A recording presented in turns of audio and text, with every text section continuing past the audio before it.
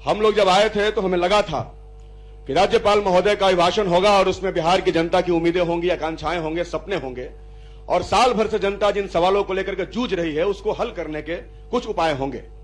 लेकिन बहुत विस्तार से मैंने उसे पढ़ा और कई बार पढ़ा कल से, लेकिन मुझे लगा कि उन समस्याओं को हल करने की दिशा में कोई बात नहीं हुई है। बिहार की कई बड़ी समस्याएं जो हम लोग लगातार देखते रहे हैं, शिक्षा के सवाल पर बड़ी बड़ी बातें हुई हैं। उसमें है कि महिलाओं को इंटरमीडिएट पास करने पर 25,000 रुपया दिया जाएगा, ग्रेजुएशन पास करने पर 50,000 रुपया दिया जाएगा। लेकिन महोदय, शिक्षक दिया जाएगा कि नहीं दिया जाएगा इसकी कोई चर्चा नहीं है। क्या पैसे देने मात्र से हमारी लड़कियां शिक्षित हो जाएंगी? क्या विद्यालयों में, महाविद्यालयों में शिक्षकों की जरूरत नहीं है? एक भी महाविद्यालय में लेबोरेटरी नहीं है, लाइब्रेरी ढंग से काम नहीं करता, शिक्षक नहीं है, आप सिर्फ पैसे बांट रहे हैं, लॉलीपॉप दे रहे हैं। मैं समझता हूं कि इस लॉलीपॉप को दे देने से उनको बेहतर शिक्षा नहीं मिलेगी। उनको तभी बेहतर शिक्षा मिलेगी जब विद्यालयों में शिक्षक होंगे। आप जाकर हाई स्कूलों में देख लीजिए, कहीं साइंस के टीचर नहीं मिलेंगे, कहीं प्राचार्य नहीं मिलेंगे, और आप कह रहे हैं कि बहुत महिलाओं का विकास हो गया। ठीक है, आप 25,000 50,000 दे रहे हैं, उनकी चिंता कौन करेगा? हमारी आशा कर्मी बहनों की एक पैसा आप नहीं देते, लगातार वो आंदोलन करते हैं, उन पर लाठियां चलाते हैं। क्या वो महिलाएं नहीं है? कोई मानदेय नहीं दिया गया, आंगनबाड़ी बहनों का मानदेय नहीं बढ़ाया गया। 5-6 हजार में क्या होता है महोदय?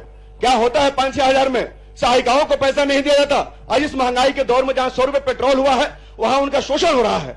दूसरी बात महोदय, रोजगार की बात, जिस पर लगातार बिहार का नौजवान संघर्ष कर रहा है। 19 लाख रोजगार देने की बात हुई, लेकिन नौकरी के नाम पर कहा गया कि लोन देंगे। लोन देने की तो बात नहीं हुई थी, बात हुई थी नौकरी देने की। कहां आपने नौकरी दिया? कई सारे पद खाली हैं, कहीं बहालियों की बात नहीं है।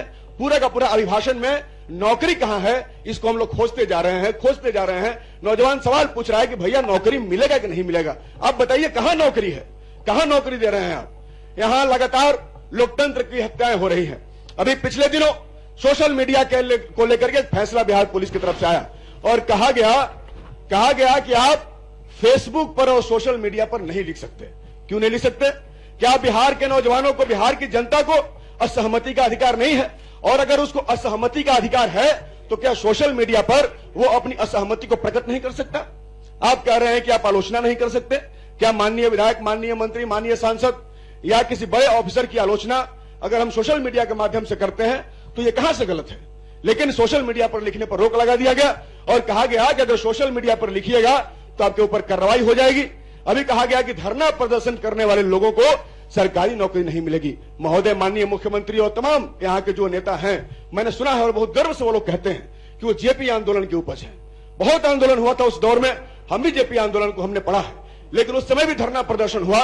धरना प्रदर्शन कर करके आदमी विधायक हो सकता है, मंत्री हो सकता है, तो धरना प्रदर्शन करके आदमी सरकारी नौकरी क्यों नहीं ले सकता? क्यों सरकारी नौकरी पर रोक लगाया गया है? मुझे लगता है कि आप आंदोलनों से डरते हैं।